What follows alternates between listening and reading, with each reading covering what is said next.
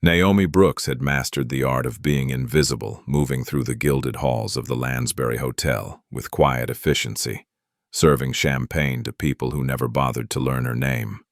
But when billionaire Edward Lansbury strode into his own restaurant that night, with his cruel smile and mockery ready on his lips, he made her an offer that was designed to humiliate $100,000 if she could serve him in Chinese. And as the entire dining room fell silent, cameras turned and laughter echoed off crystal chandeliers, waiting for the poor waitress to stumble and fail.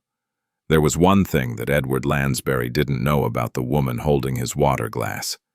She wasn't just another face in the service industry. She was the daughter of a man whose legacy he had stolen. And today, every word she spoke in those 9 flawless languages would become the first crack in his empire. Just before we get back to it, I'd love to know where you're watching from today, and if you're enjoying these stories, make sure you're subscribed. The evening air carried the scent of expensive perfume and aged wine as Naomi Brooks moved gracefully between the tables of the Lansbury Hotel's rooftop restaurant. 28 floors above the Manhattan streets, the glittering space hummed with conversations in half a dozen languages. Crystal chandeliers cast warm light across white tablecloths, and the skyline stretched endlessly beyond floor-to-ceiling windows. Naomi balanced a tray with practiced ease, her dark hair pulled back in a neat bun, her white blouse pressed and spotless. She'd worked here for 2 years now, ever since her world had fallen apart. The job paid enough to cover rent and helped with her mother's medical bills, though barely. She'd learned to move through these rooms like a shadow, unnoticed and unheard, exactly how the wealthy guests preferred their servers. "Excuse me, miss," called a woman at table 7. Naomi approached with a polite smile. "Yes, ma'am. How can I help you?" The woman, draped in pearls, spoke in rapid French to her companion before turning to Naomi. "We'd like to know if the duck is prepared traditionally or with some fusion twist." Naomi responded in fluent French, explaining the preparation method with perfect pronunciation. The woman's eyebrows lifted in surprise, and she exchanged a glance with her dining partner before nodding curtly.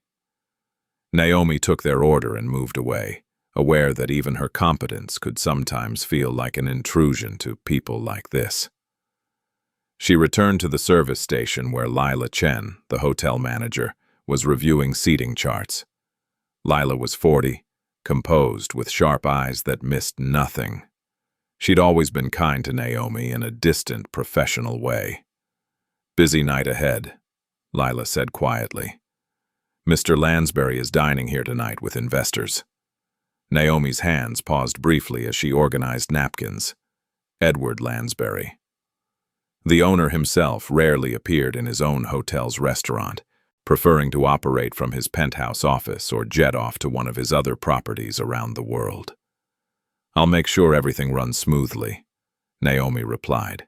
Lila studied her for a moment. "He can be difficult. Don't take anything personally." Before Naomi could respond, a shift rippled through the restaurant. Conversations dropped to whispers. The pianist's fingers hesitated on the keys before resuming with renewed vigor. Edward Lansbury had arrived. He swept in with an entourage of 4 bodyguards and half a dozen people in expensive suits. Edward was 50, tall and angular, with silver hair combed back and a smile that never quite reached his eyes. British by birth, American by choice, he carried himself with the absolute confidence of someone who'd never been told no in decades. "Table 12, of course," he announced, not asking. The hostess scrambled to accommodate him, even though the table was reserved for another party. Edward dropped into his chair like he owned the air itself, which, technically, he did. Naomi was assigned to his section. She approached with a water pitcher and menus. "Good evening, Mr. Lansbury. Welcome." He glanced up at her, his eyes sliding over her face without really seeing her. "Water, no ice.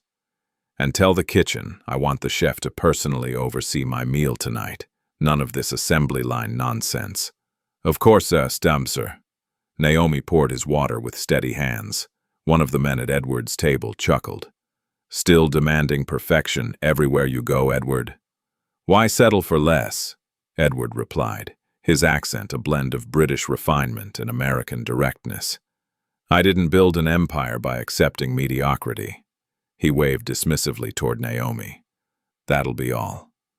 She retreated, feeling the familiar weight of invisibility settle over her shoulders. This was the life she'd chosen, or rather, the life that had chosen her after her father died. After the university informed her that without his income, her scholarship wasn't enough. After the medical bills started arriving for her mother's treatments. The evening progressed with the usual rhythm. Naomi moved between tables, taking orders, delivering dishes, refilling glasses. At table 9, a group of diplomats discussed international trade agreements in French. She understood every word but kept her expression neutral and professional. Then she heard Edward's voice cut through the ambient noise. A waitress who speaks French. What's next, Sanskrit?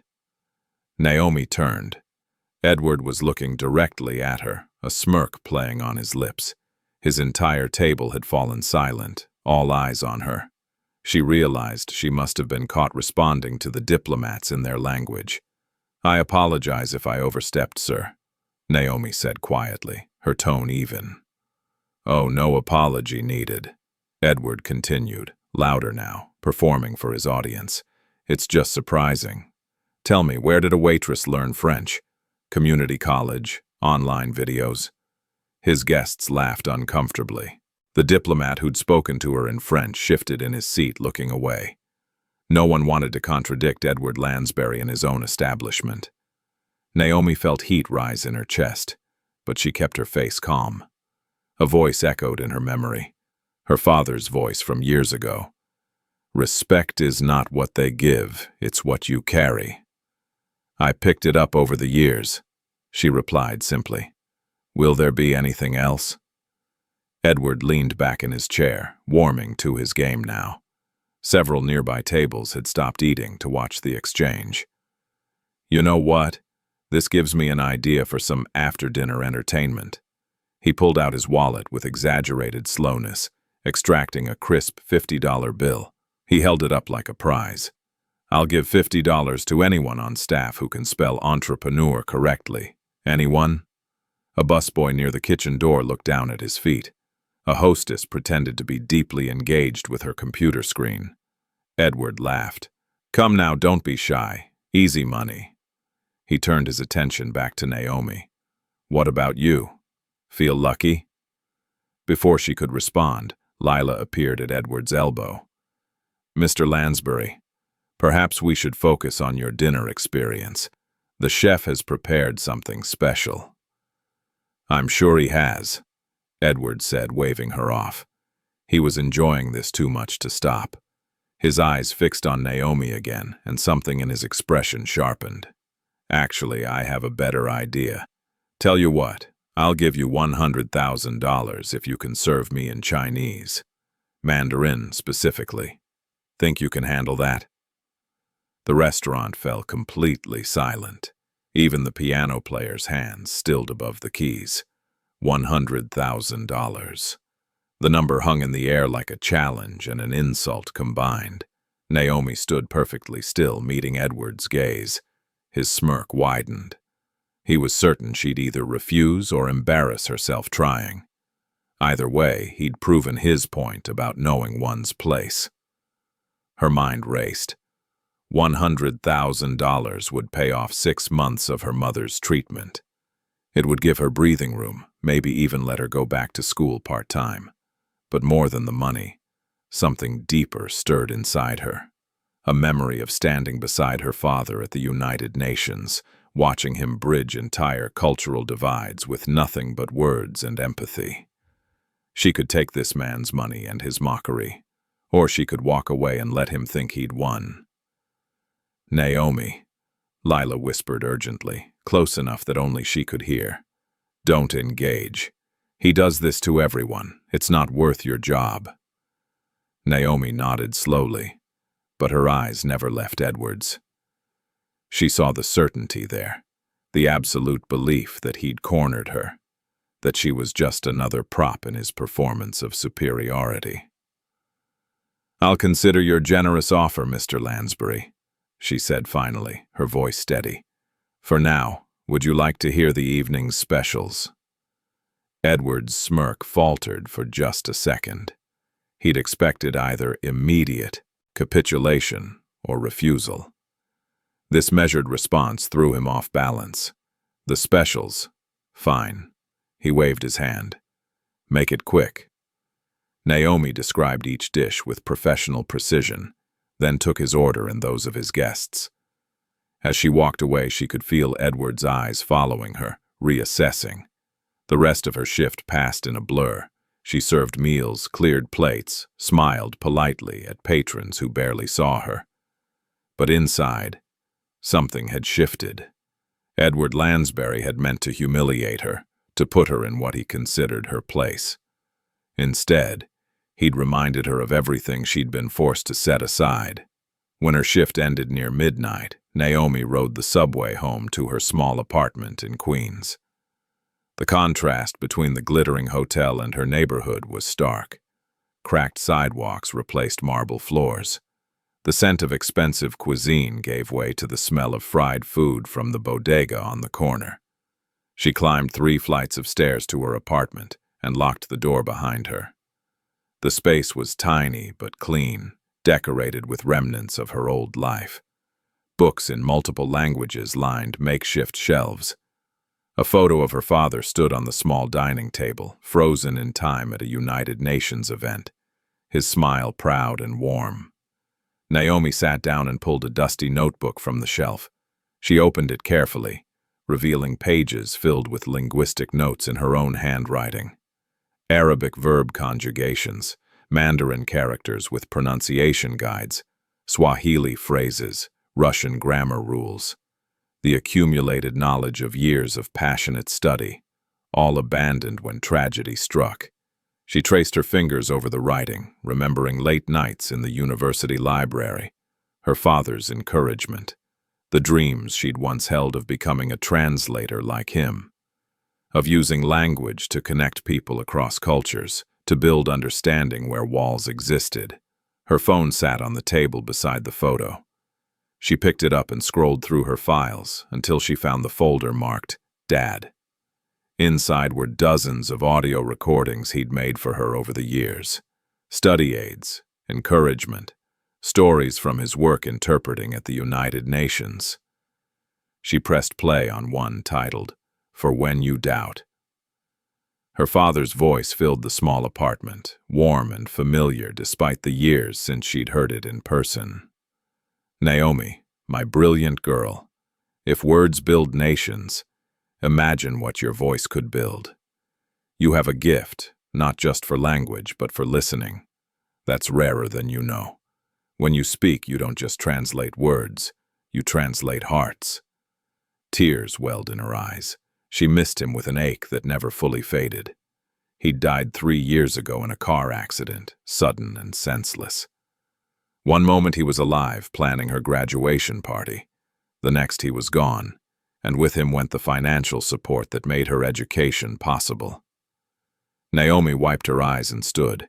She walked to the small mirror hung beside the door and studied her reflection. The same face Edward Lansbury had dismissed without a second thought, but she knew what he didn't. Behind this face was a mind that spoke 9 languages fluently. A heart that remembered every lesson her father had taught her about dignity, compassion, and the power of being truly heard. She straightened her shoulders and spoke softly in Mandarin, reciting a classical phrase about patience and justice. Her pronunciation was perfect, her tone conveying nuances that most native speakers would miss. Her reflection looked back at her with new determination. Edward Lansbury had thrown down a challenge, meant as mockery. But Naomi was going to respond on her own terms, in her own time. Not for the money, though she desperately needed it, but for something more important, for her father's memory. for every person who'd ever been dismissed based on appearances. And for herself, to prove that she hadn't lost everything when her old life crumbled. Tomorrow she would return to that glittering restaurant. And when the moment was right, she would speak.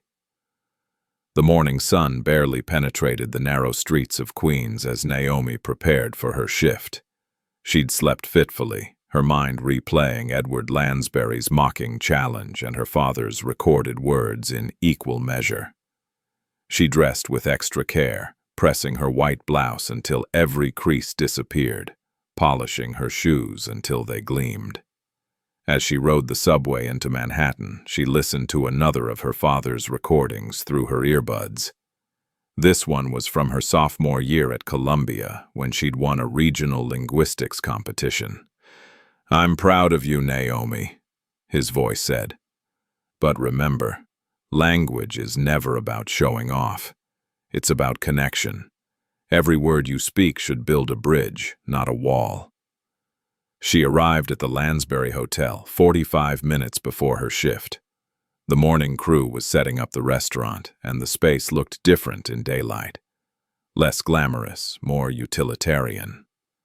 Lila stood near the host stand, reviewing the day's reservations. "You're here early," Lila observed, her tone neutral, but her eyes curious. "I wanted to be prepared," Naomi replied. "I saw Mr. Lansbury has a private breakfast meeting scheduled." Lila's eyebrows rose slightly. "You're volunteering to serve it? If that's acceptable." There was a long pause. Lila studied her with those sharp, assessing eyes. "Last night was uncomfortable. Are you sure you want to put yourself in that position again?" Naomi met her gaze steadily. "I'm sure." Something shifted in Lila's expression, a flicker of respect or perhaps recognition. "All right. But Naomi, whatever you're planning, be careful. Edward Lansbury doesn't forgive people who make him look foolish." "I'm not planning anything," Naomi said quietly. "I'm just going to do my job." 2 hours later, Edward arrived with 3 men in tailored suits, clearly investors or business partners. They settled at a private table in the Kiowa corner, surrounded by windows offering views of the city skyline. Naomi approached with water and menus, her heart steady despite the adrenaline coursing through her veins. Edward barely glanced at her. "Coffee. Black. And tell the kitchen I want the smoked salmon eggs Benedict, but replace the hollandaise with something lighter. I don't need that much butter this early." Naomi wrote down his order, then turned to the other guests. As Edward continued talking business with his associates, she repeated his order back to confirm it. But she did so in flawless Mandarin. The words flowed naturally, with perfect tonal inflection. She used the formal register appropriate for a business setting, her pronunciation crisp and accurate. Edward's head snapped up. His associates looked confused. One of them, an older man with gray temples, spoke Mandarin and clearly understood what she'd said. His expression registered surprise. "What was that?" Edward demanded. "I was confirming your order, sir," Naomi replied in English, her voice calm. "The smoked salmon eggs Benedict with a lighter sauce instead of hollandaise." "You were speaking Chinese." It wasn't a question. His tone carried disbelief and irritation in equal measure. "Yes, sir. You mentioned yesterday that you'd pay $100,000 if I could serve you in Chinese. I thought I'd demonstrate that I can." The table fell silent. Edward's jaw tightened. He'd expected her to either forget about his challenge or fail spectacularly if she tried. This composed competence caught him completely off guard. "Cute trick," he said finally, recovering his smirk. "Parroting back some phrases you memorized. But I said serve me in Chinese, not imitate me like a trained parrot." Naomi didn't react to the insult. Instead, she simply pulled out her order pad and began writing the entire order in Mandarin characters, the strokes precise and practiced. When she finished, she showed it to Edward's associate, the one who'd understood her earlier. "Is this correct?" she asked him in Mandarin. then repeated the question in English. The man examined the writing, his expression thoughtful. "It's perfect," he said slowly. "Your characters are excellent. Where did you study?" Before Naomi could answer, Edward cut in.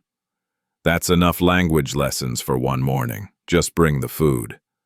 Naomi nodded and walked away, feeling Edward's eyes boring into her back. She could sense his confusion, the way his mind was recalculating who she might be. The other staff members watched her with wide eyes, clearly wondering what was happening. In the kitchen, the head chef looked at her order ticket with the Mandarin characters. "What is this?" "Mr. Lansbury's order," Naomi said. "Same as what I told you in English." The chef shook his head, amused. "You're full of surprises, Naomi." As she waited for the food to be prepared, Lila appeared beside her. "That was bold." "It was honest," Naomi replied. Edward looked unsettled. "That doesn't happen often." Lila paused, then added quietly, "There's more to you than you've let on, isn't there?" Naomi didn't answer directly. "We all have stories we don't share at work." The breakfast service proceeded smoothly. Edward ate in tense silence while his associates made polite conversation. When Naomi returned to clear the plates, Edward stopped her. "Where did you really learn Mandarin?"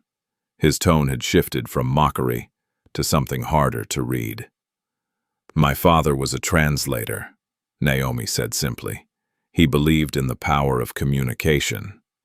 "Was?" "He passed away 3 years ago." Edward's expression flickered with something that might have been discomfort, but it vanished quickly. "Well, knowing a language or two doesn't change your station in life. Remember that." Naomi gathered the plates without responding. As she turned to leave, she heard Edward's associate say quietly, "That was unnecessarily harsh, even for you."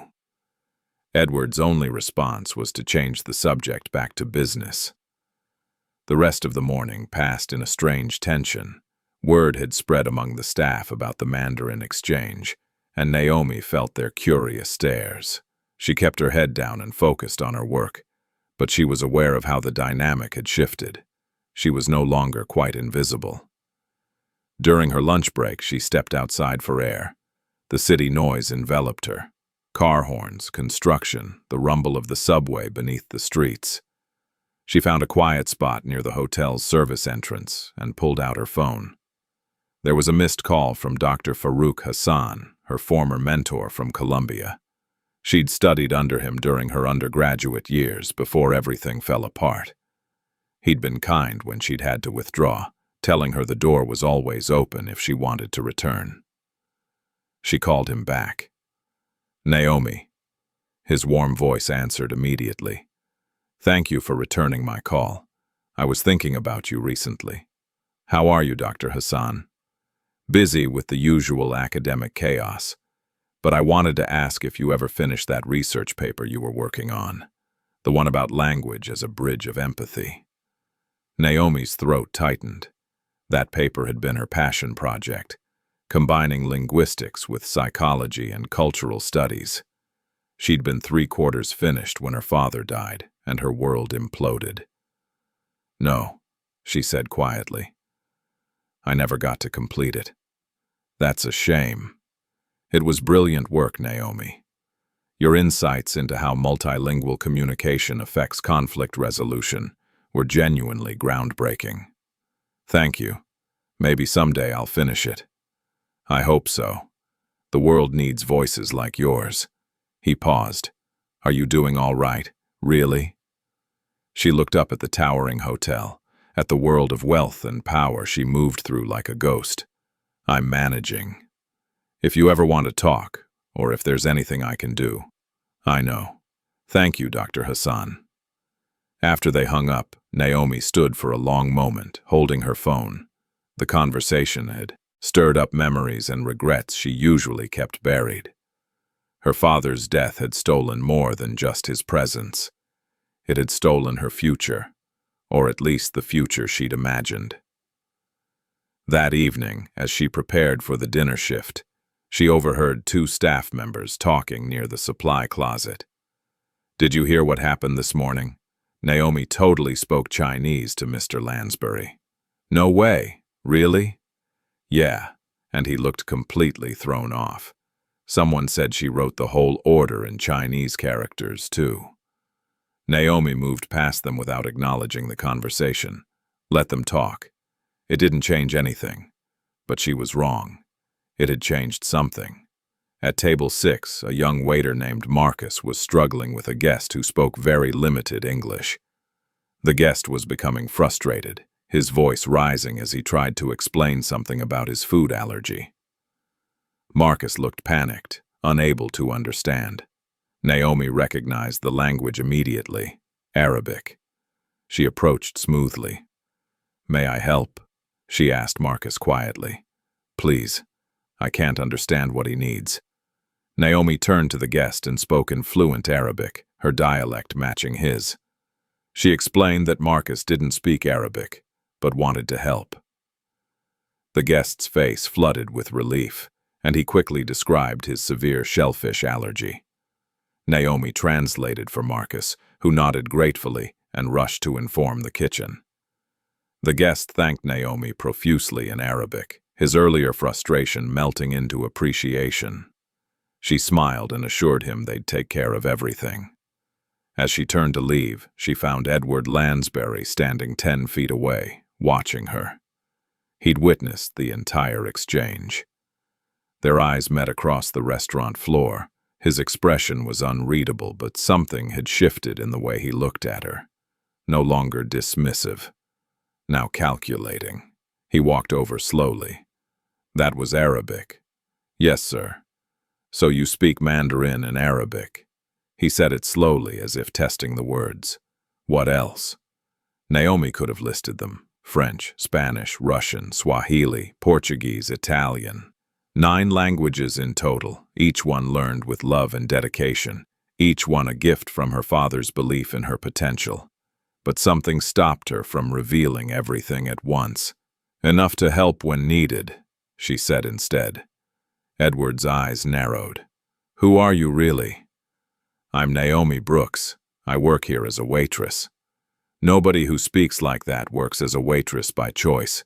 The comment stung because it was true. But Naomi kept her expression neutral.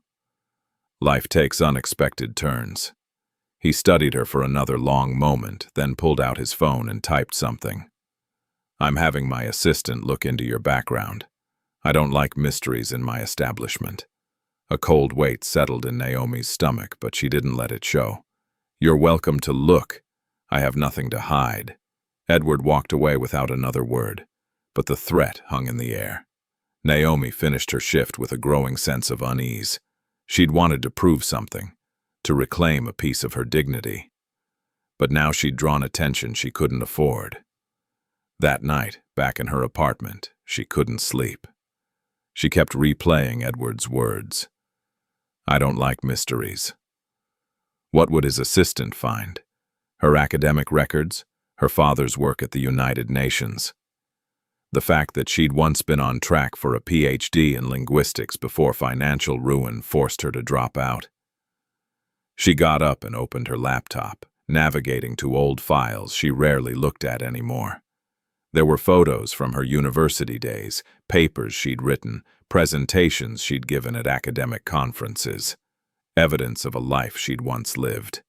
And there, buried in a folder marked Dad's Work, were copies of some of her father's old United Nations documents. Translations he'd done, reports he'd filed. She'd kept them as mementos, never really examining them closely. Now, unable to sleep, she opened one at random. It was a communication protocol document about a multilingual AI project, dated just months before her father died. She'd never paid much attention to it before, but now something caught her eye. At the bottom of the page was a signature, not her father's. Someone else had signed off on the final version. The name made her hands still on the keyboard. Edward Lansbury. She stared at the screen, her mind racing.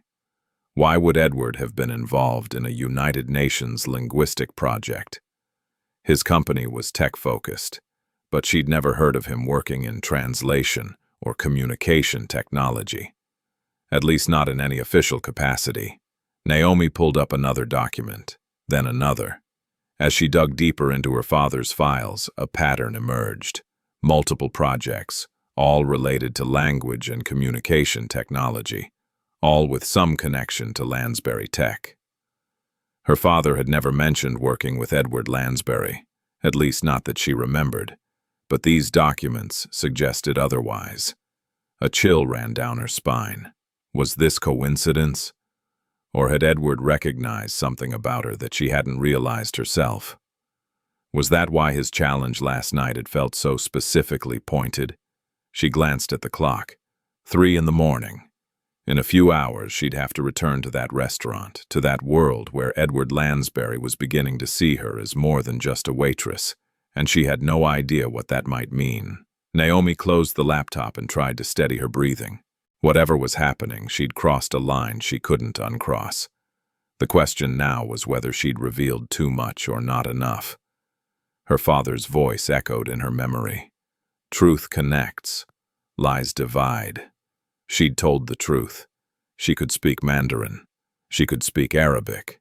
She was more than Edward Lansbury had assumed. But the truth, she was beginning to realize, came with complications she hadn't anticipated.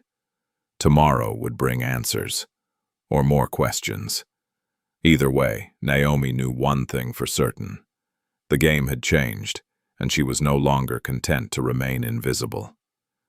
She lay back down, staring at the ceiling, and whispered a phrase in Mandarin, a saying her father had taught her years ago. When the student is ready, the teacher appears. She just hoped she was ready for whatever lessons were coming. After discovering Edward's signature on her father's documents, Naomi returned to work the next evening, with a knot of anxiety in her chest. She'd barely slept, her mind churning through possibilities and questions that had no easy answers. The restaurant buzzed with unusual energy. A lavish investor dinner was scheduled for tonight, complete with journalists documenting Edward's latest philanthropic initiative. Lila had warned the entire staff that everything needed to be perfect.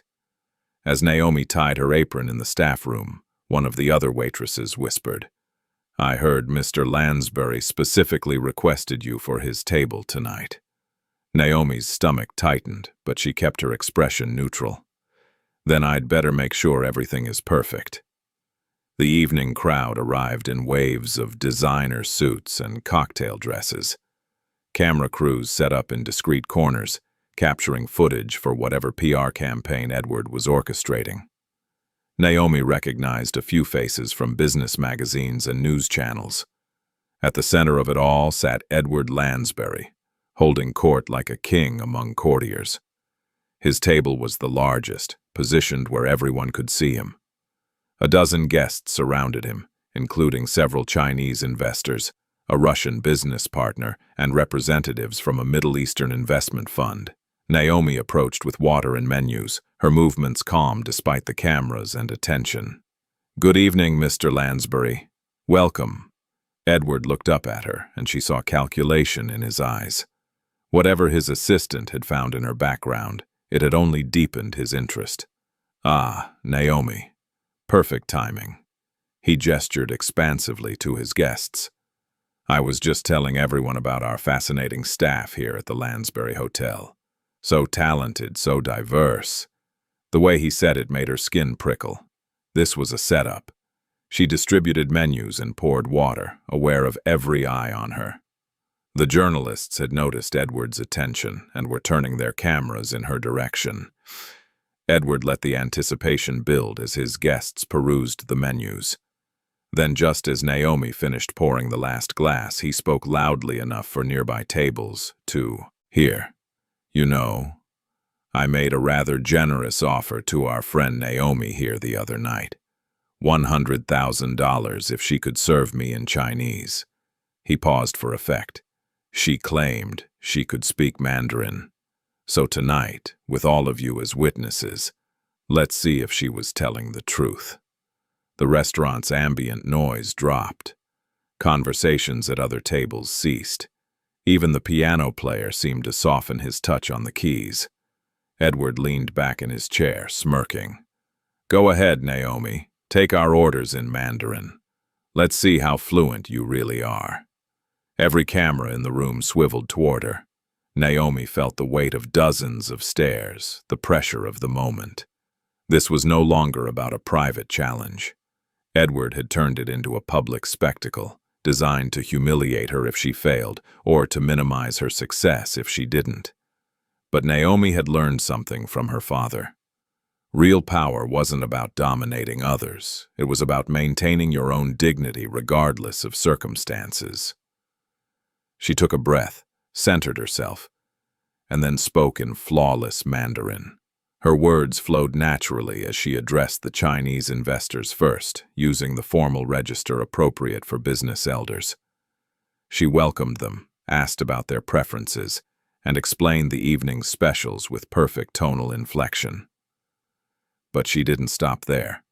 She noted the regional accent of one investor and seamlessly shifted her dialect to match, showing respect for his specific background. When she spoke to another, she incorporated classical idioms about prosperity and good fortune, traditional phrases that delighted the older gentleman. The Chinese investors exchanged glances of genuine surprise. One of them, a woman with silver-streaked hair, responded in Mandarin. "Your accent is remarkable. Where did you study?" Naomi answered smoothly, explaining in Mandarin that her father had been a translator and had taught her from childhood. The conversation continued naturally, with Naomi taking orders and answering questions about the menu with the ease of someone completely comfortable in the language. Edward's smirk had frozen on his face. He'd expected basic phrases, maybe some stumbling attempts at pronunciation. This level of fluency hadn't been in his calculations. The Russian businessman leaned toward Edward and muttered, "Her Mandarin is better than yours, Edward, by a considerable margin." A few guests chuckled nervously. Edward's jaw tightened, his composure cracking. He couldn't let this stand, couldn't let a waitress outshine him in his own restaurant, in front of cameras and investors. "Anyone can memorize phrases," he said sharply, cutting into the conversation. "Let's try something more challenging. Arabic. Speak to our Middle Eastern guests in Arabic." Naomi turned to the three men from the investment fund. She paused for just a moment, letting Edward think she might falter. Then she spoke in fluid Arabic, greeting them with formal politeness and quoting a verse about dignity and truth. The eldest of the three men straightened in his seat, clearly impressed. He responded in Arabic, asking where she'd learned such refined phrasing. Naomi explained about her father's work at the United Nations, how she'd grown up surrounded by diplomats and translators from every corner of the world. The conversation continued for several minutes, with Naomi taking their orders and discussing menu options in Arabic. The men were clearly charmed, their initial skepticism replaced by genuine warmth. By now, more than half the restaurant had stopped eating to watch. Other diners had pulled out their phones, recording the exchange. The journalists were capturing everything, their cameras trained on Naomi's poised face and Edward's increasingly agitated expression. "All right, that's enough," Edward snapped. But one of his other guests, a woman from France, called out in French, asking if Naomi spoke it as well. Naomi responded in perfect Parisian French, then switched to the woman's regional accent when she detected the subtle differences. The French guest laughed with delight. Someone else asked about Spanish. Naomi obliged, her Castilian pronunciation flawless. Then Russian. Then Swahili, impressing an African entrepreneur who'd been quietly observing from a neighboring table. The restaurant had transformed into something between a performance and a revelation. Guests from other tables called out languages, testing her, and Naomi responded to each with natural competence. Italian, Portuguese. She moved between them with the ease of someone who didn't just speak languages but lived in them. Edward's face had gone red. His carefully orchestrated evening was slipping from his control, the spotlight shifting from him to the waitress he'd meant to humiliate. "Enough!" His voice cracked like a whip. The room fell silent. "This is very impressive, I'm sure, but we're here for dinner, not a circus act." The insult hung in the air. Several guests shifted uncomfortably. One of the journalists, a woman with sharp eyes and a notebook, was scribbling furiously. Edward pulled out his checkbook with sharp, angry movements. He scrawled across it and tore the check free, slapping it on the table. $100,000. Just like I promised. But before you take it, prove one more thing. He reached into his briefcase and extracted a document, sliding it across the table toward Naomi. "Translate this. Right here. Right now. If you can do it accurately, the money is yours." Naomi picked up the document with steady hands. As her eyes scanned the first page, her blood went cold. It was written in a rare dialect, a specialized form of Mandarin used in certain academic and diplomatic circles. But that wasn't what made her freeze. The document was about linguistic communication algorithms, artificial intelligence translation protocols, and neural language processing. And in the margins, in handwriting she'd recognize anywhere, were her father's notes. This was her father's work, the research he'd been conducting for the United Nations in the months before he died. She'd seen fragments of it in the files on her laptop, but never the complete document. Her hands trembled slightly as she held the pages. How did Edward have this? Why did he have her father's research? She looked up at him, and something in her expression must have shone through, because his smirk widened. He knew this meant something to her. He was testing her, but not in the way everyone else believed. "Problem?" Edward asked, his tone sharp. "Can't read it after all?" Naomi's mind raced. She could translate it, every word. She'd helped her father with portions of this research before he died. But doing so would reveal that she recognized it, that she knew exactly what this document was and what it represented. The room waited in breathless silence. Cameras recorded every second. The check sat on the table like a challenge and a trap combined. Naomi made her decision. She began to read aloud, translating from the complex dialect into clear English. Her voice was steady as she explained the technical concepts about using artificial intelligence to break down language barriers, to create systems that could translate not just words but cultural context and emotional nuance. As she read deeper into the document, she began to notice things. Sections that should have been there were missing. Her father's conclusions about ethical implementation, about ensuring the technology served humanity rather than corporate interests. Those pages were absent. And where her father's signature should have been at the bottom, certifying his work, there was instead a patent application filed under Lansbury Tech's name. Naomi's voice caught for just a moment. Then she continued, translating the final sections that outlined how this technology could revolutionize global communication. When she finished, she carefully set the document down and looked directly at Edward. "The translation is complete," she said quietly, "but this document is incomplete. Sections are missing." Edward's expression flickered with something between surprise and anger.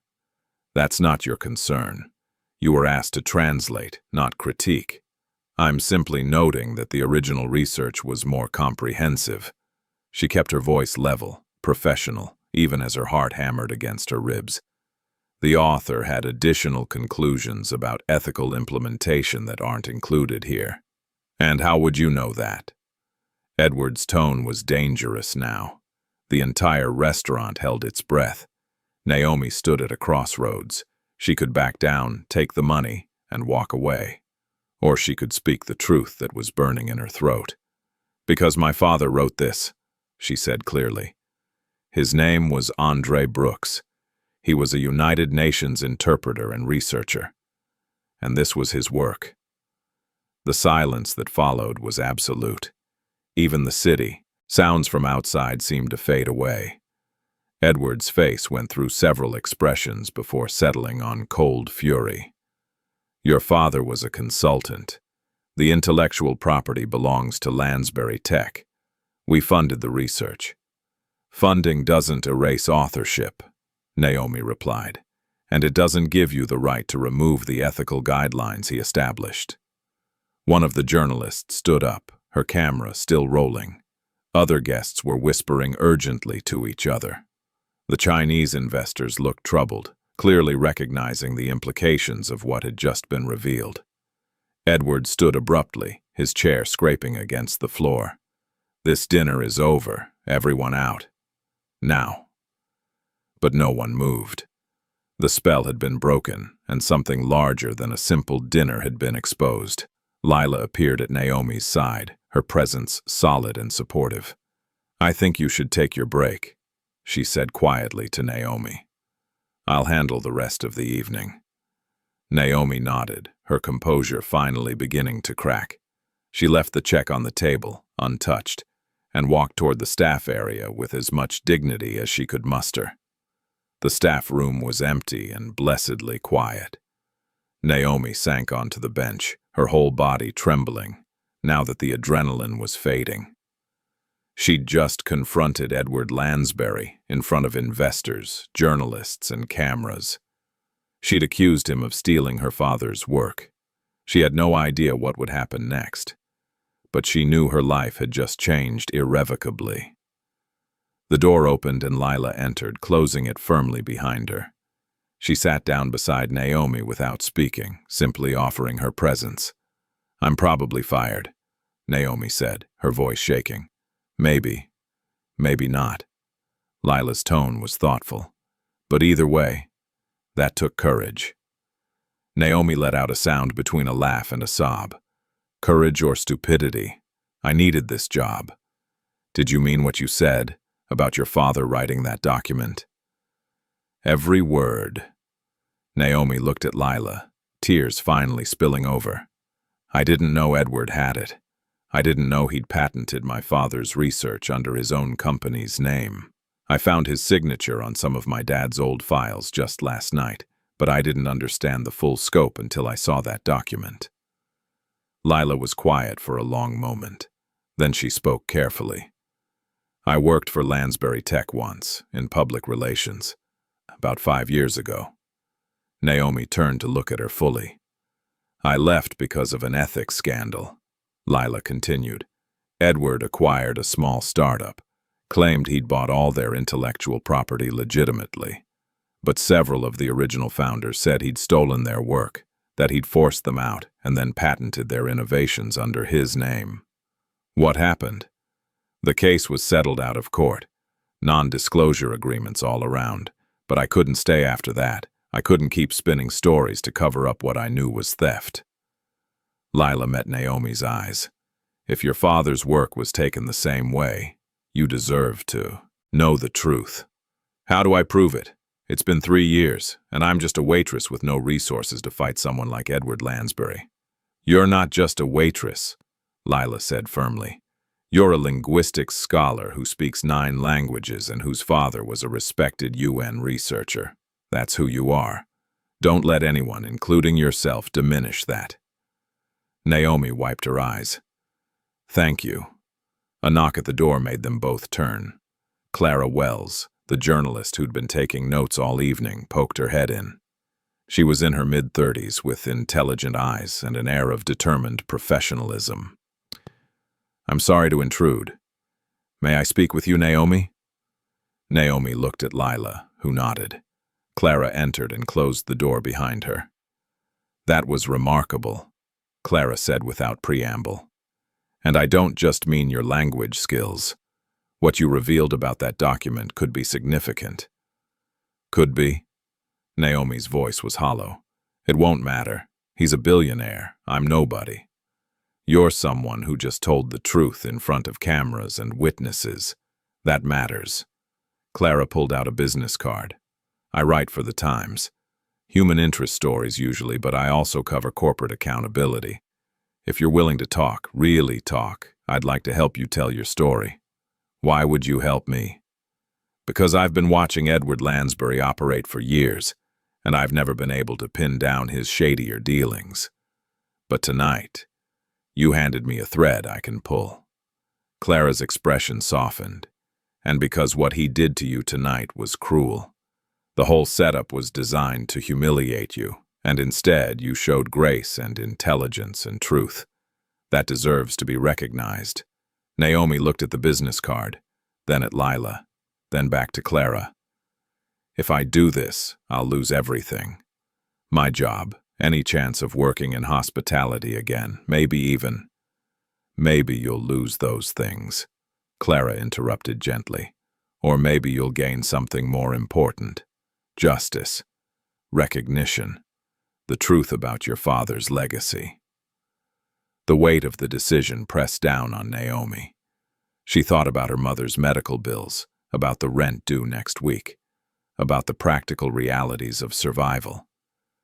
But she also thought about her father's voice in those recordings, about his belief that truth was the foundation of all real communication. I have files, Naomi said slowly. My father's old research notes, audio recordings where he talks about his work. I don't know if it's enough proof, but it's something. Clara's eyes lit up. That's exactly what we need. Would you be willing to share them with me? Naomi pulled out her phone, navigating to the folder of her father's files. She'd backed everything up to cloud storage years ago, just to preserve his memory. Now those memories might serve a larger purpose. She pulled out a USB drive from her bag. She'd started carrying copies of everything after last night's discovery, and handed it to Clara. This has everything. Audio files, research notes, correspondence, just in case. Just in case of what? Clara asked. Just in case something happens to me. Or to the original files. I don't trust Edward not to try something. Clara's expression grew serious. That's smart thinking. I'll keep this secure. She paused. For what it's worth, I don't think Edward will retaliate directly. He's too smart for that. But he will try to discredit you. Be prepared for that. I've been discredited my whole life just by existing, Naomi said quietly. At least this time it's for speaking truth. After Clara left, Naomi sat alone in the staff room for a long while. Her shift was technically over. She should go home, try to sleep, figure out what came next. But her body felt too heavy to move. Her phone buzzed. A text from Dr. Farouk Hassan. Naomi, I saw something online, a video from the Lansbury Hotel. Was that you? Please call me when you can. Of course. The videos had already started circulating. Within hours, her confrontation with Edward would probably be everywhere. She called him back. Naomi. Dr. Hassan's voice was warm but concerned. What happened tonight? She explained everything. The challenge, the languages, the document, the revelation about her father's stolen research. It all poured out of her in a rush of words. When she finished, Dr. Hassan was silent for a long moment. Then he spoke carefully. Naomi, I need to tell you something. I knew your father. Not well, but we met several times at conferences. He mentioned working on a communication project funded by a tech company. But he was concerned about how they wanted to use his research. Concerned how? He felt they were more interested in commercial applications than humanitarian ones. He wanted the technology to help refugees, immigrants, people who struggled with language barriers, but the company wanted to monetize it, to create proprietary systems that would require licensing fees. Naomi's hands tightened around her phone. Did he say which company? He never named them specifically. But he did say the CEO was a man who saw language as a commodity rather than a bridge. Dr. Hassan paused. Based on what you've told me, I think he was talking about Edward Lansbury. Why didn't you tell me this before?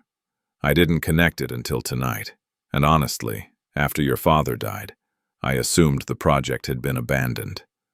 His voice grew firmer.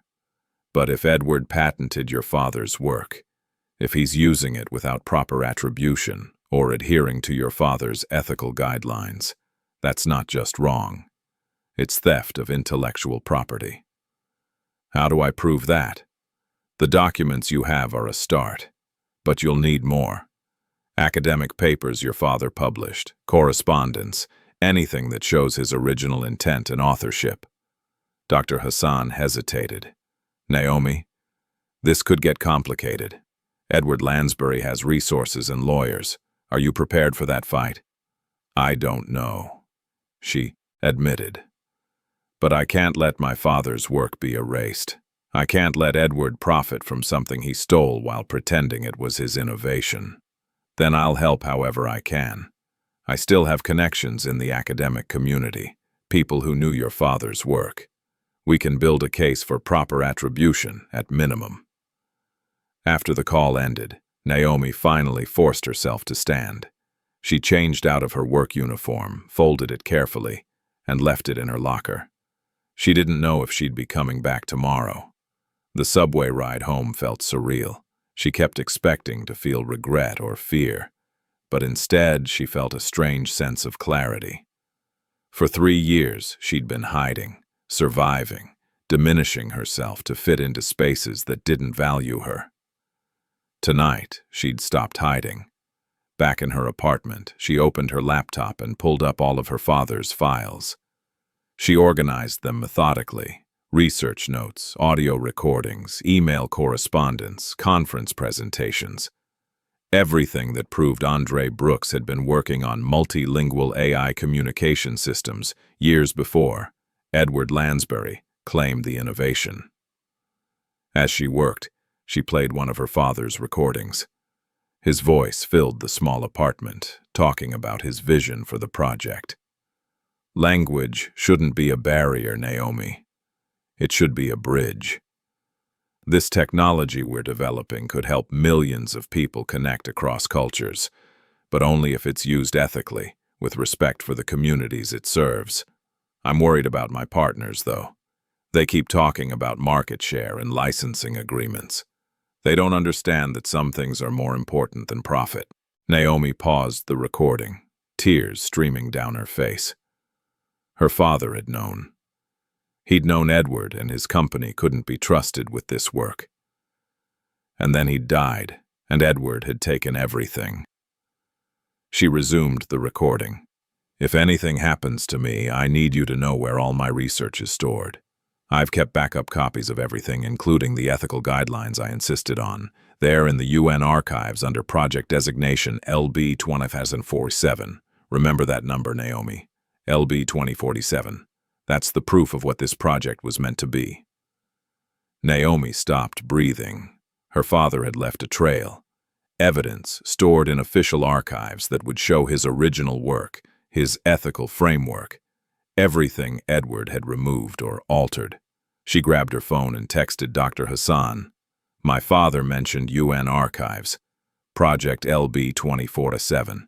Can you help me access those records? His response came quickly. I can try. I'll reach out to my contacts at the UN tomorrow. This could be exactly what we need. Naomi looked around her small apartment, at the life she'd built from the ruins of her dreams. Tomorrow, everything might change again. Edward would almost certainly try to destroy her credibility. The videos from tonight would spread across social media, and people would judge and comment and dissect every moment. But for the first time in 3 years, Naomi felt like herself again. Not a waitress hiding her past, not a scholar forced into silence, just someone willing to speak truth no matter the cost. She opened her father's photo on the table and spoke to him quietly. I'm going to finish what you started, Dad. I'm going to make sure your work gets the recognition it deserves. And I'm going to make sure Edward Lansbury can't erase you from history. The city hummed outside her window. Somewhere out there, Edward was probably planning his counterattack. Clara was likely writing her article. The world was shifting in ways Naomi couldn't fully predict. But she was ready. For truth. For justice.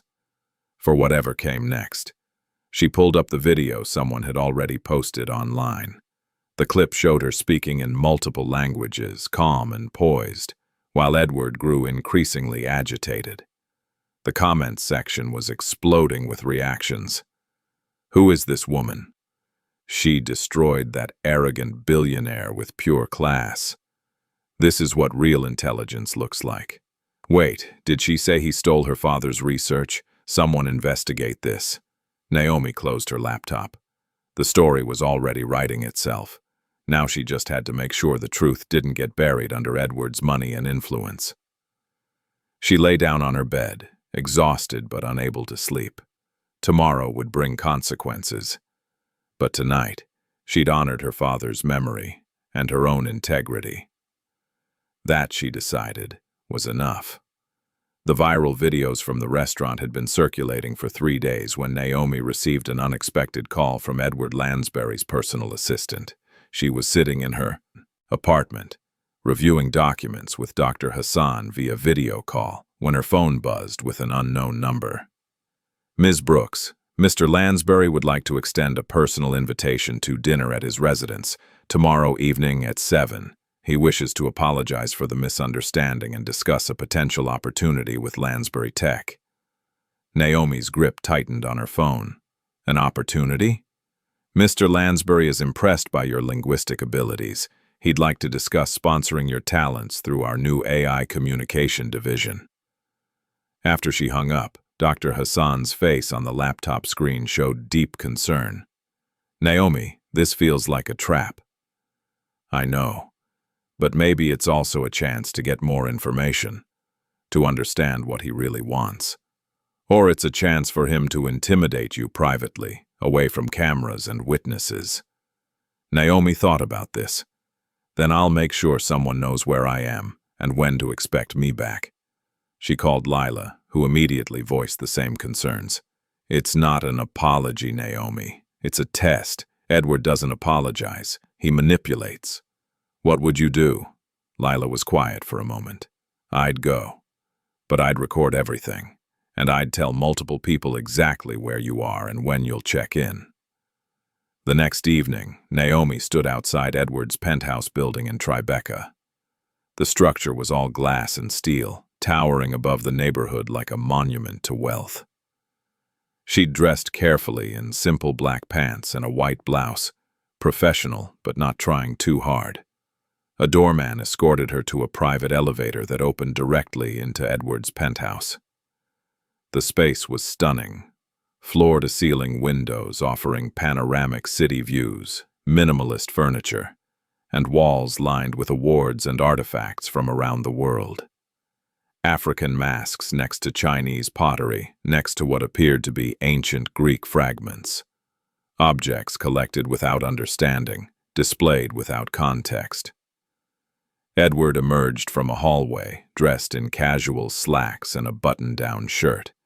His smile was warm, but didn't reach his eyes. Naomi, thank you for coming. Please sit.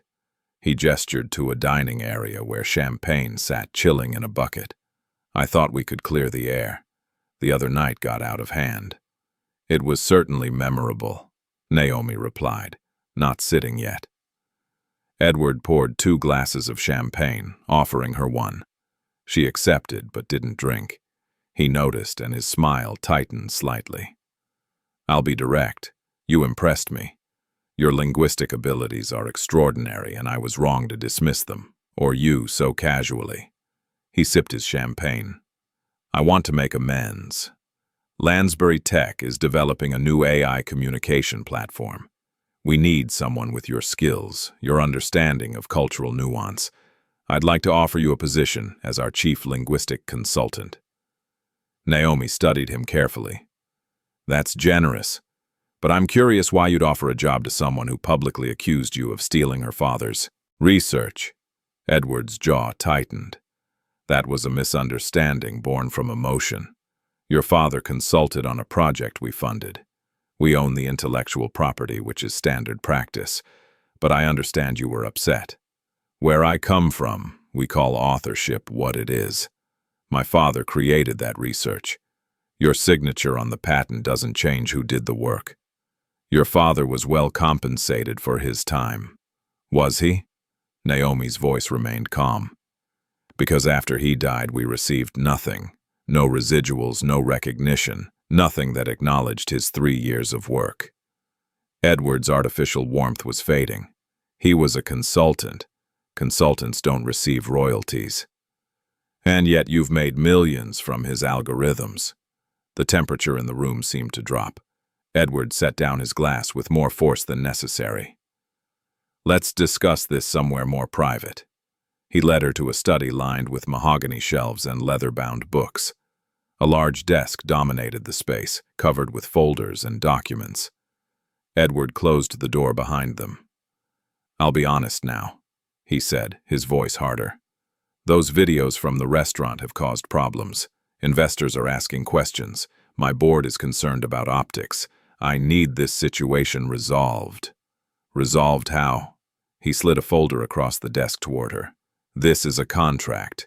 You'll receive a substantial signing bonus, a generous salary, and the title I mentioned. In exchange, you'll sign a statement acknowledging that your father's work was done under contract to Lansbury Tech, and that all intellectual property rightfully belongs to the company." Naomi opened the folder. The contract was thick, filled with legal language, but she spotted the key clauses quickly. Non-disclosure agreements, non-disparagement clauses, a complete waiver of any future claims related to her father's work. This isn't a job offer. It's a silencing agreement. It's a resolution, one that benefits everyone. Edward's tone grew sharper. "Do you understand what you're up against? I have attorneys who could tie you up in court for years. I could destroy your credibility with a single press release. That journalism friend of yours? One call from my PR team and her article never sees print. Clara isn't afraid of you. Everyone should be afraid of me." Edward leaned forward, his mask slipping completely. "You're a waitress with no money, no connections, and no real proof of anything. Your father's dead. His notes are circumstantial at best. Meanwhile, I have patents, contracts, and a legal team that's never lost." Naomi met his gaze steadily. She'd come prepared for this. In her pocket, her phone was recording everything. Clara was waiting for a check-in call. Dr. Hassan had backup copies of all the files. And most importantly, they'd found the UN archives that morning. Project LB 2047 contained her father's original research, complete with his ethical guidelines that Edward had removed. "You're right that I don't have your resources," Naomi said quietly. "But I have something you don't. The truth. And the willingness to speak it, no matter the cost." Edward's face flushed red. "The truth? You want to talk about truth? Your father was brilliant, I'll give him that. But he was naive. He thought language should be free, accessible to everyone. He didn't understand that innovation requires investment, that nothing worthwhile is free. So you stole his work and erased his name." "I acquired intellectual property through legal means." Edward's voice rose. "He signed contracts. He knew the terms. Did he know you'd remove every mention of ethics, that you'd turn his humanitarian vision into a profit machine? Business requires pragmatism. Your father wanted to give away technology that cost millions to develop. I turned it into something viable, something that actually exists in the world rather than dying as an idealistic dream." Naomi stood slowly. Inside her pocket, her phone captured every word. "My father believed language was a bridge. You've turned it into a commodity. That's not pragmatism. It's betrayal. Get out." Edward's composure shattered. He grabbed his champagne glass and hurled it against the wall. Crystal shattered, champagne streaming down the expensive wallpaper. "You people think knowing a few words makes you equal. You think you can walk into my world and demand respect. You're nothing." The words echoed in the study. Naomi stood perfectly still, watching him unravel. This was the real Edward Lansbury. Not the polished billionaire, but the insecure man beneath who needed to diminish others to feel powerful. "You're right," she said softly, switching to Mandarin. "I am nothing by your standards, but empires fall when they stop listening." She walked to the door and opened it. Edward stood frozen, his face twisted with rage and something else. The dawning realization that he'd just revealed himself completely. Naomi left without another word, her hand steady on the recording device in her pocket. As the elevator descended, she exhaled slowly. Tomorrow, the world would hear exactly who Edward Lansbury was behind his carefully crafted image. Clara's article appeared online at 6 in the morning. The headline read, "The Waitress Who Spoke 9 Languages and Exposed a Billionaire's Theft." Naomi woke to her phone exploding with notifications, messages from former classmates, old colleagues of her father's, people she hadn't heard from in years. But more than that, strangers from around the world were sharing the article, commenting, amplifying the story. Clara had woven everything together masterfully. The restaurant confrontation, Naomi's background, her father's stolen research, and most devastatingly, the audio recording from Edward's penthouse. His voice crystal clear, admitting he'd removed Naomi Brooks's ethical guidelines. His rage-filled outburst about "you people." His complete collapse into the prejudice he usually kept, hidden. The audio clip went viral within hours. News outlets picked up the story. Social media platforms flooded with reactions. Hashtags emerged. "More justice for Andre. Such speak truth. Such language is a bridge." Lila called at 7. "Have you seen the news? I can't look away from it. Investors are pulling out of Lansbury Tech. 3 major partnerships dissolved overnight. The board called an emergency meeting." Lila's voice carried a grim satisfaction. Edward's empire is crumbling. By midday, Edward held a press conference. Naomi watched it on her laptop, Clara sitting beside her in the apartment they'd agreed was safer than Naomi being alone. Edward stood behind a podium, his usual confidence strained. "Recent allegations have suggested impropriety in my company's acquisition of certain intellectual property. I want to be clear, all of Lansbury Tech's patents and innovations were obtained through legal means. We value the contributions of all our consultants, including the late Naomi Brooks." A reporter shouted over the others. "Mr. Lansbury, in the audio recording, you admit removing ethical guidelines from Brooks's original research. How is that legal?" Edward's jaw clenched. "That recording was obtained without my knowledge or consent. It may not even be authentic. We're exploring all legal remedies." "Are you denying you said those things?" "I'm saying the context was distorted. This is a personal attack by a disgruntled former employee seeking financial gain." Another reporter. "Naomi Brooks was never your employee. She was a waitress at your hotel, and she refused the $100,000 payment you offered. How does that align with seeking financial gain?" The press conference devolved into chaos. Edward's answers became defensive, contradictory. His carefully maintained image cracked further with each question. Clara closed the laptop. "He's done. Even if the legal system protects him, public opinion won't." "Will the legal system protect him?" Naomi asked. "Honestly? Maybe. Rich men have insulated themselves with lawyers and contracts for centuries." Clara's expression hardened. "But Dr. Hassan's UN contacts came through. The archives prove your father's original research included those ethical guidelines. They prove his authorship. That's enough to start a formal investigation into intellectual property theft." Naomi's phone rang. Dr. Hassan's name appeared on the screen. "Naomi, I have news. The UN's Ethics Committee is launching an inquiry into Project LB 2047. Edward's company received substantial grants based on promises to implement Andre's humanitarian framework. If they diverted that money to commercial purposes while removing the ethical components, that's not just theft, it's fraud." "What does that mean?" "It means government agencies will get involved. This isn't just about credit or money anymore. This is about misuse of international development funds. Within days, the situation accelerated beyond anything Naomi had imagined. Major investors abandoned Lansbury Tech publicly, issuing statements about ethical concerns. The company's stock price plummeted. Authorities raided the corporate offices, seizing files and computer servers. Naomi watched it unfold with mixed feelings. She'd wanted recognition for her father's work, wanted Edward held accountable. But seeing an empire collapse was surreal, almost frightening in its speed and totality. A week after Clara's article published, Naomi returned to the Lansbury Hotel. Not to work. Lila had called to say the entire management structure was being reorganized, but to retrieve her personal items from her locker. The restaurant was closed for renovations. The space looked different in daylight, smaller somehow. She walked to where Edward's table had been, where everything had started with his mocking challenge.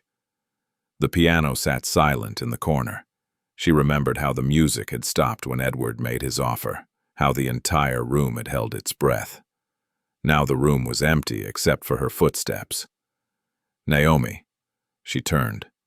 Lila stood in the doorway, dressed casually for once instead of her usual manager's attire. "I thought you might come by," Lila said. "I wanted you to know. The new ownership is completely restructuring. They're committed to ethical business practices, fair wages, and respecting every employee." New ownership? Edward's being forced to sell. His remaining assets are being liquidated to cover legal fees and settlements. Lila walked closer. "They want to rename the restaurant. They asked if you had any suggestions." Naomi looked around the space where she'd been invisible for so long, where she'd served people who never saw her, where she'd hidden her true self to survive, and where, finally, she'd refused to stay silent. "Brooks Hall," she said quietly, "after my father." Lila smiled. "I'll suggest it. I think they'll like it." She paused. "What will you do now?" Naomi had been asking herself the same question. Job offers had started arriving, universities wanting her to lecture, nonprofits focused on linguistic access, even tech companies developing ethical AI. The world that had closed its doors when her father died was suddenly opening them again. But more than any specific opportunity, she felt something she hadn't experienced in years: freedom.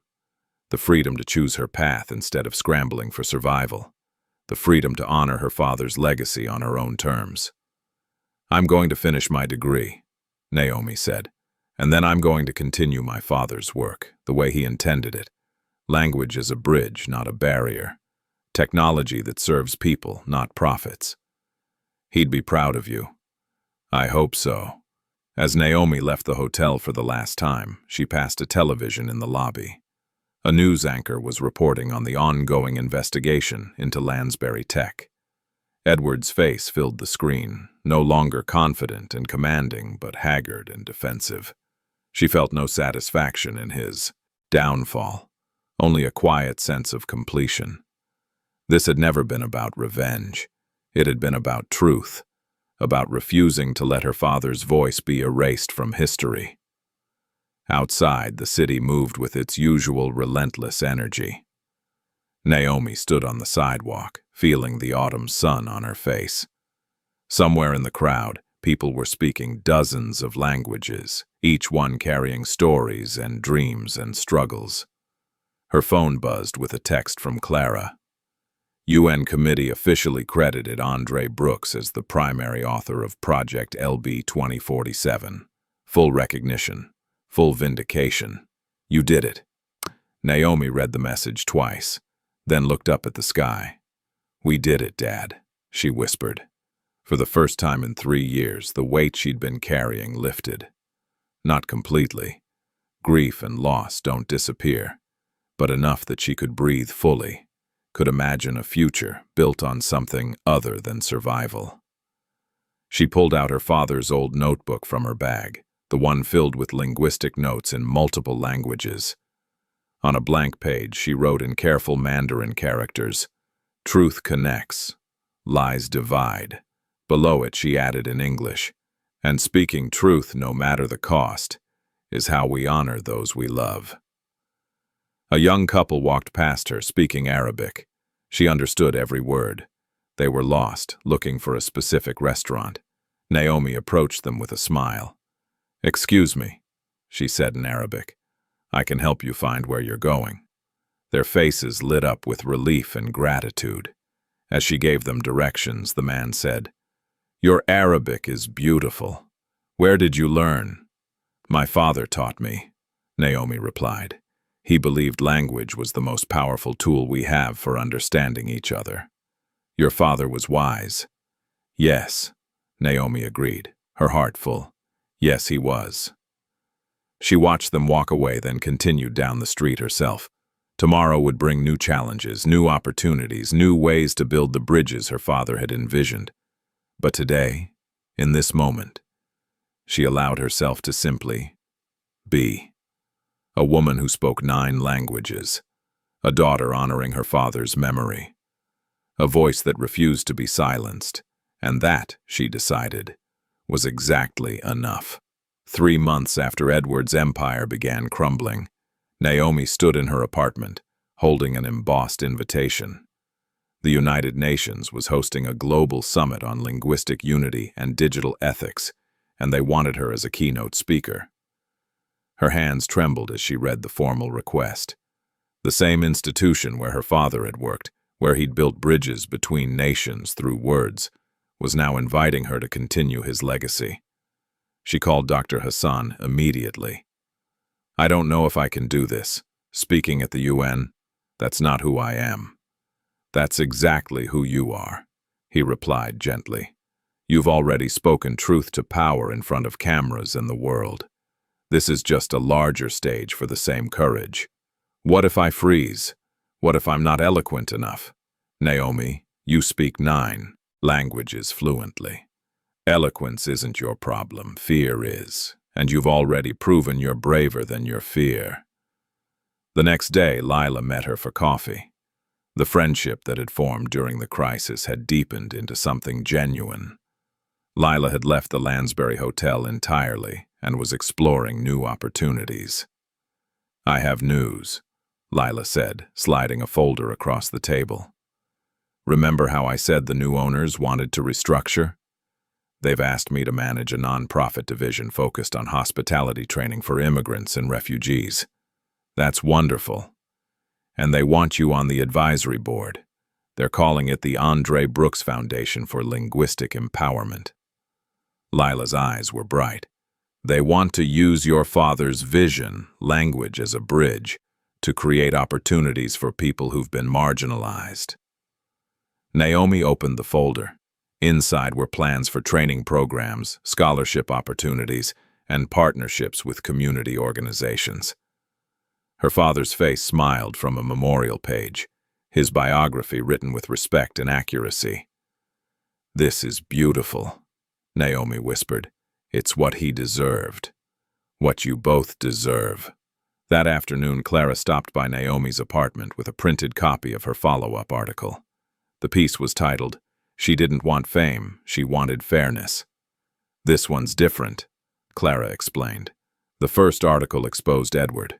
This one celebrates your father's legacy and your courage. I wanted people to understand the full story, not just the confrontation, but the love and principle behind it." Naomi read through the article, tears blurring her vision. Clara had interviewed Dr. Hassan, former UN colleagues of her father's, even some of Naomi's old professors from Columbia. Each person spoke about Naomi Brooks's brilliance, his kindness, his unwavering belief that language could heal divisions, and they spoke about Naomi, not as a victim or a hero, but as a daughter honoring her father's memory with grace and strength. "It's perfect," Naomi said. "Thank you. Thank you for trusting me with your story." Clara paused. "For what it's worth, this is the most important piece I've ever written. It reminded me why I became a journalist, to amplify voices that deserve to be heard." As the weeks passed, Naomi prepared for her UN speech. She wrote and rewrote, trying to capture everything she wanted to say about language, connection, and her father's vision. But every draft felt inadequate. One evening, frustrated and exhausted, she visited her father's grave for the first time since the whole ordeal began. The cemetery was quiet, autumn leaves scattered across the grass. She sat beside his headstone and spoke to him as if he could hear. "I don't know what to say to all those people, Dad. I'm not you. I'm not a diplomat or a scholar or someone who naturally inspires others." She wiped her eyes. "I'm just someone who refused to stay silent when it mattered. Is that enough?" The wind rustled through the trees. In her pocket, her phone held dozens of voice memos, her father's recorded lessons and encouragement. She pulled it out and played one she'd marked months ago. Her father's voice emerged, warm and familiar. "Naomi, leadership isn't about being perfect. It's about being present. When you speak from your authentic self, when you share your truth without pretense, people listen. Not because you're extraordinary, but because you're real." She sat with those words until the sun began to set. Then she went home and wrote her speech in one sitting, not as an academic or an activist, but as herself. A daughter, a former waitress, a woman who'd found her voice by refusing to lose it. The day of the summit arrived with crisp winter air and clear skies. Naomi dressed carefully in a navy suit her mother had helped her pick out. Her mother, whose health had improved with better treatment now that Naomi could afford it, hugged her tightly before she left. "Your father would burst with pride," her mother said, tears in her eyes. At the UN building, Naomi felt overwhelmed by the grandeur.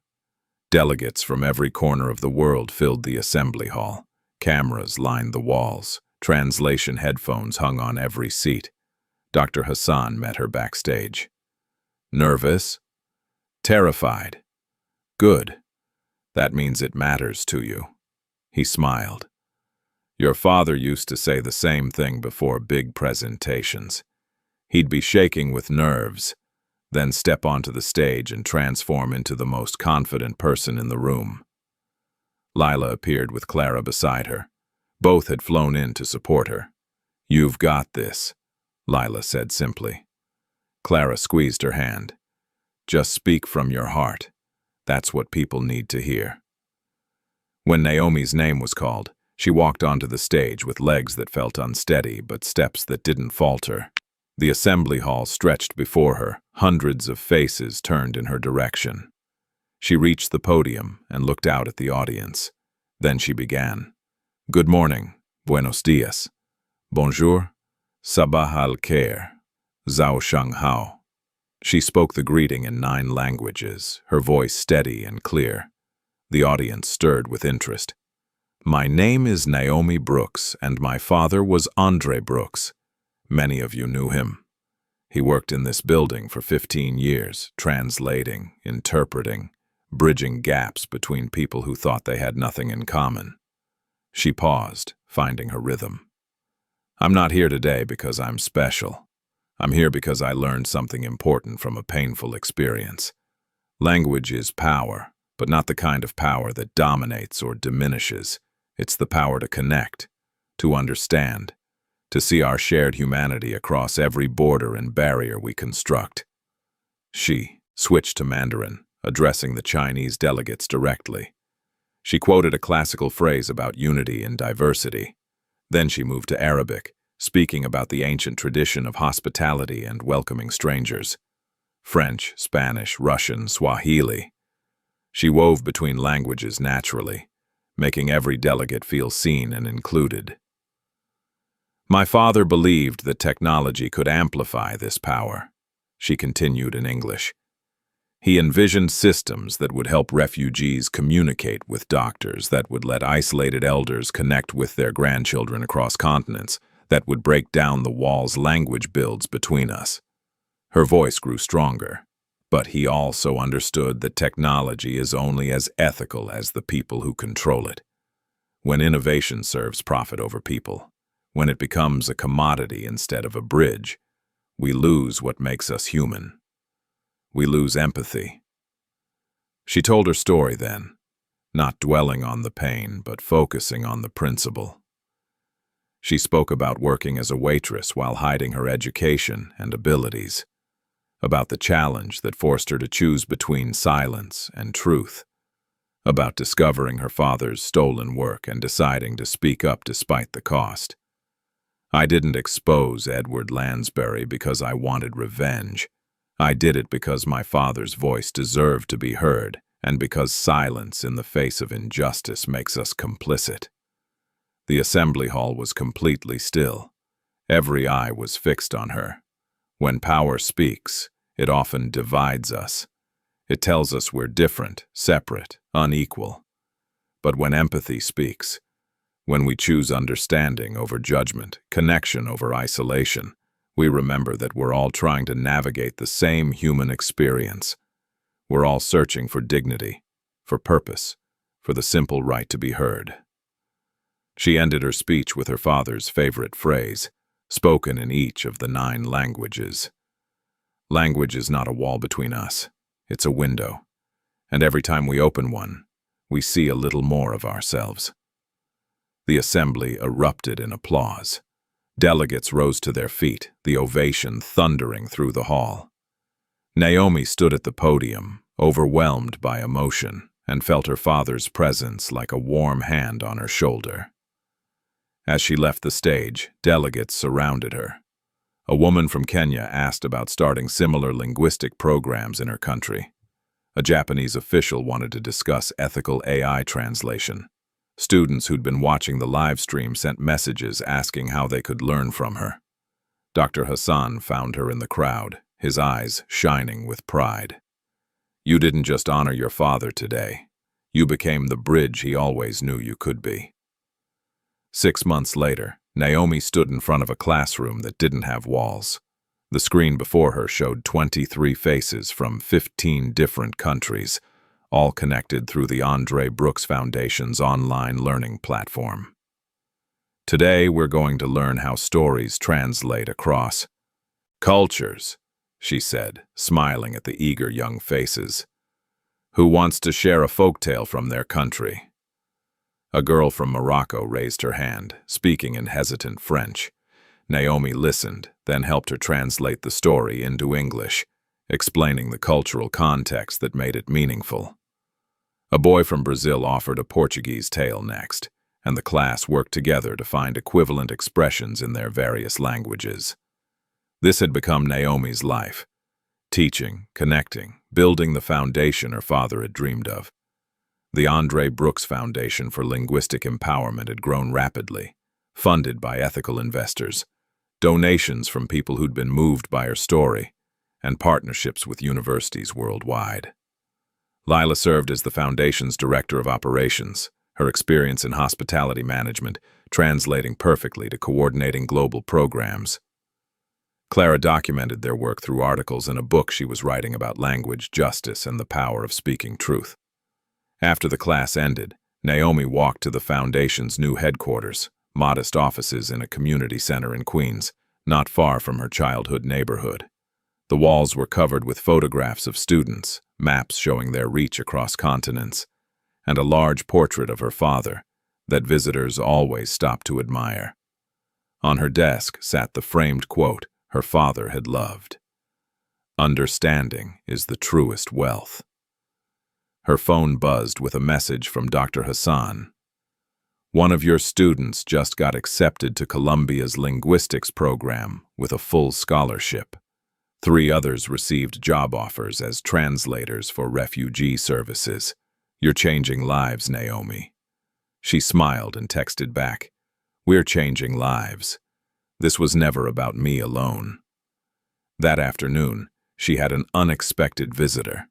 The receptionist called to say someone named Edward Lansbury was in the lobby, asking to see her. Naomi's first instinct was to refuse. She hadn't seen or spoken to Edward since that night in his penthouse. His company had been dismantled, his patents stripped, his reputation destroyed. She'd heard he'd lost most of his fortune in legal settlements and investigations, but curiosity, and perhaps a whisper of compassion, made her agree to meet him. Edward looked different. The polished billionaire was gone, replaced by a man in worn jeans and a simple jacket. His silver hair needed cutting. His face carried lines of exhaustion and something that might have been regret. "I don't expect you to forgive me," he said immediately, standing awkwardly in her office doorway. "I don't deserve forgiveness, but I needed to see what you built." Naomi gestured to a chair. "Why?" "Because I need to understand what I destroyed." He sat heavily. "I've spent 6 months in therapy, trying to figure out how I became the person I was. The person who mocked you, who stole your father's work, who built an empire on taking credit for other people's brilliance. And what did you learn? That I was afraid, terrified of being ordinary, of not mattering, so I took and took, believing that accumulation would fill the emptiness." He looked at her directly. "I destroyed your father's legacy out of greed. I destroyed your dignity out of insecurity, and I almost destroyed myself out of cowardice." Naomi listened without speaking. "I donated what's left of my money," Edward continued. "Not to your foundation, I know you wouldn't accept it from me, but to organizations like yours, under my mother's name, so it wouldn't be tainted by mine." He paused. "It's not enough. It will never be enough, but it's what I can do." "Why tell me this?" "Because you deserve to know that your courage didn't just save your father's memory. It saved me from continuing to be a monster." His voice cracked. "I'll spend the rest of my life trying to become someone worthy of the second chance you inadvertently gave me." Naomi studied him. She saw genuine remorse, but also the privilege of a man who would recover from ruin in ways that others never could. Yet she also saw a human being grappling with his own failures. "I can't give you absolution," she said finally. "That's not mine to give. My father's work speaks for itself now, and your role in trying to erase it is part of the public record. I know. But I hope you find a way to do better, to be better. Not for recognition, but because it's right." Edward nodded and stood to leave. At the door, he turned back. "Your father was brilliant. I knew it even as I was stealing his work. I'm sorry I never told him that when he was alive." After he left, Naomi sat quietly in her office. She didn't know if Edward's redemption was genuine or just another performance, but she realized it didn't matter. Her purpose wasn't about him anymore. It was about the students she taught, the bridges she built, the legacy she honored. That evening, Naomi visited the rebranded restaurant, now officially called Brooks Hall. The space had been completely redesigned with input from community members and former staff. The walls featured a mural showing children of every background, holding books that glowed with different scripts. At the center of the mural was a portrait of her father at his UN desk, headphones on, a gentle smile on his face as he translated words that would help nations understand each other. Lila met her there for dinner. They sat at a table by the window, the Manhattan skyline glittering beyond the glass. "Remember when you were invisible here?" Lila asked. "Every day. But I don't regret it anymore. That experience taught me something important, that dignity isn't given by others. It's something we carry ourselves. Your father would be so proud." Naomi's eyes filled with tears. "I hope so. I try to honor him in everything I do." Later that night, back in her apartment, Naomi opened her laptop. She'd finally finished the research paper she'd abandoned 3 years ago. Language as a bridge of empathy. Dr. Hassan had reviewed it and submitted it for publication in a prestigious linguistics journal. But more importantly, she'd expanded it into a manifesto for the foundation. Guidelines for ethical language technology. Principles for using linguistic access as a tool for justice rather than profit. Everything her father had envisioned, now codified and ready to guide future innovations. She pulled out her father's old voice recorder and recorded a message of her own. "Dad, I did it. I finished what you started. Not exactly how you planned, maybe, but in a way that honors your vision. The foundation is growing. Students from 20 countries are learning languages, finding opportunities, building bridges just like you taught me. Her voice wavered. I miss you every day, but I'm not lost anymore. I know who I am, someone who listens, who speaks truth, who believes that understanding is the truest wealth. You taught me that, and I'll spend my life teaching it to others. She saved the recording and looked at the photo of them together at the UN, taken when she was just 16. Both of them smiling, her father's hand on her shoulder, the future bright and full of possibility. That future had taken a different path than either of them expected, but it had led her here. To purpose, to impact, to a life built on principle rather than survival. The next morning, Naomi prepared for another day of classes. But first, she stopped at a community center in the Bronx where she was teaching introductory Mandarin to recent immigrants. A young woman approached her after class, speaking nervously. "Ms. Brooks, I wanted to thank you. I came here from China 2 years ago and could barely communicate. Now I'm starting college. Because you taught me that knowing multiple languages isn't just practical. It's powerful." Naomi hugged her. "You always had that power. I just helped you see it." As she walked home through the city streets, she noticed the languages flowing around her. Spanish from a bodega owner, Arabic from teenagers laughing together, Russian from an elderly couple. All these voices, all these stories, all these people trying to be understood. Her phone buzzed with a notification. A video message from one of the foundation's students in Kenya, speaking in Swahili about how the program had helped her become a translator for her village's medical clinic. Naomi watched the video with a full heart. This was her father's dream realized, not through patents or profits, but through people connecting, understanding, and lifting each other up. She arrived at her apartment and saw a package waiting. Inside was an advance copy of Clara's book, titled Voices That Bridge, One Woman's Fight for Her Father's Legacy. On the dedication page, it read, "For Andre Brooks, who taught us that language is a window, not a wall, and for Naomi Brooks, who opened that window for the world to see through." Naomi held the book and felt the full weight of everything that had happened. The pain of loss, the courage to speak, the vindication of truth, the joy of purpose fulfilled. She opened her father's old notebook to a blank page and wrote in careful script, alternating between languages. Language is a bridge, truth is a foundation, love is the blueprint, and every word we speak can either divide or connect. I choose connection, today and always. She looked at her reflection in the window, seeing not the invisible waitress she'd once been, but the woman she'd become.